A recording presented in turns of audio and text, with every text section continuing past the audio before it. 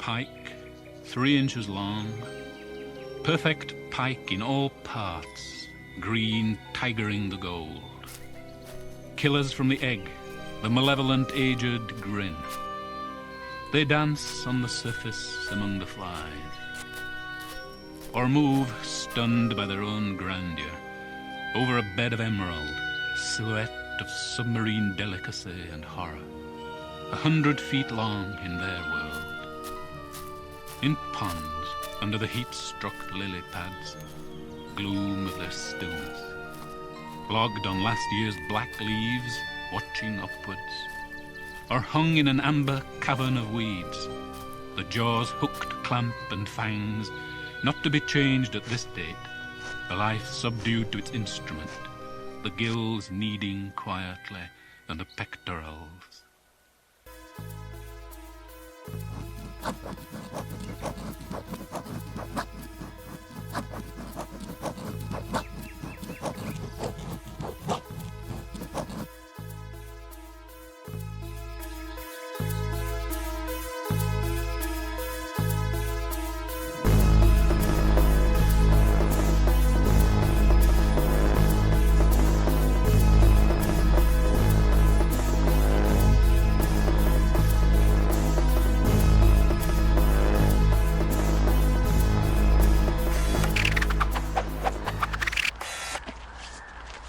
So welcome to London City Angler.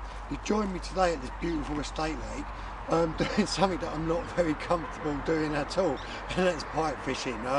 Over the years I've let Danny do all the pike fishing. I've had a little dabble here and there with a spinner. I've caught a few. My biggest is actually about 15 pounds, but that was a bloody long time ago. So today I thought, do you know what, it's about time I came and give it a go and made a video, of course. So yeah, we're down at this chain of estate lakes in the southeast of London. It's a beautiful place. It helps pike up to about 20 pounds.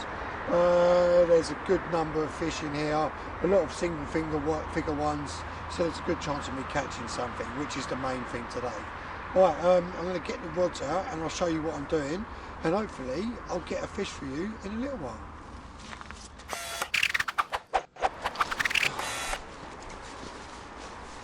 Alright then, so let me just run you through how I set up my popped up deadbait rig. For today I'm using smelt. You can use anything really, but the fish you want to stay away from are the softer skinned fish like sardines really and sprats. They don't lend themselves too well to having something jabbed down inside them. It tends to split the body open, they fall apart, and then in due course they'll just kind of disintegrate on you. They won't withstand casts very well either. So yeah, so roach, smelt, little joey mackerel, anything that's got a bit of substance to the body though. Right, so then you want to get yourself a little thin balsa stick and basically just insert it down through the mouth into the body cavity, trying your best to not poke it out the side of the fish. So like voila, so now that's got that inside. And the way I like to do this now is I like to have mine facing head up. Whether it makes a blind bit of difference or not, I don't know, but it's each to your own, and that's what I've caught well on in the past. So your top hook on the 2-hook treble wire trace is going to go in the tail, and the bottom hook is going to go just behind the head, like so. So there you go, like that. And now if I put this in the water, you should be able to see it popping up nicely.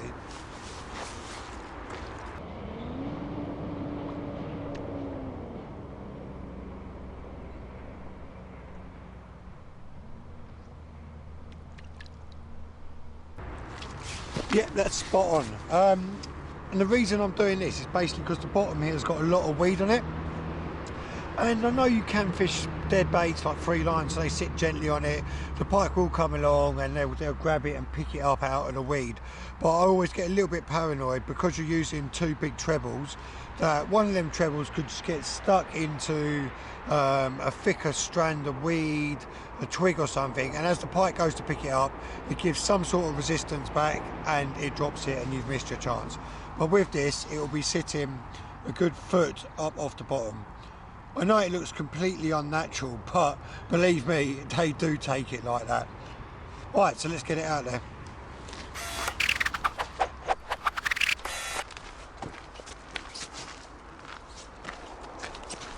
Okay then, onto the indication setup. Basically the idea with pike fishing is that you want there to be zero resistance or as minimal resistance as possible. So the way I go about doing that is I've cast out, I tighten the line up as much as possible without moving the lead, then put it into your rod rest. Now I've got a Delcom line clip that I put as close to the butt as possible, and I will pull the line up into the clip. Now what this enables me to do is to open the bail arm of the reel and have the line come in from the spool into the line clip, through the bite alarm and down to the lead and the baited hook, right? So in theory what should happen is when I get a bite, the pike will pick up the bait, go to move away, that will put tension on the line, pull it from the clip, and it will be onto a completely tension free spool, and it will move off without having any resistance on there, and in due course not know that there's a hook in the fish it's just picked up. Also there's one more thing I like to do is I put a small light bobbin just behind the bite alarm, and what that does is it gives me some sort of indication if for whatever reason I do get a finicky little bite. Oh, you see that there, that's what happens with a little bit of tension, it just pops straight out.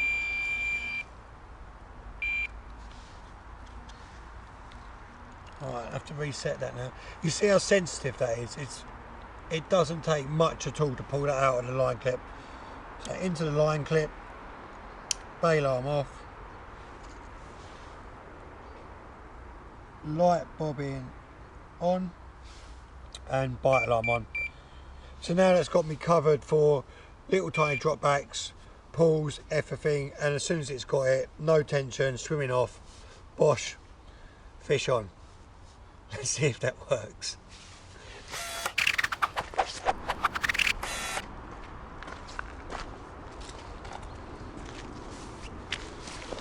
Right then, so this is the second setup that I'm going to be using today, and this is what is called a twitching setup.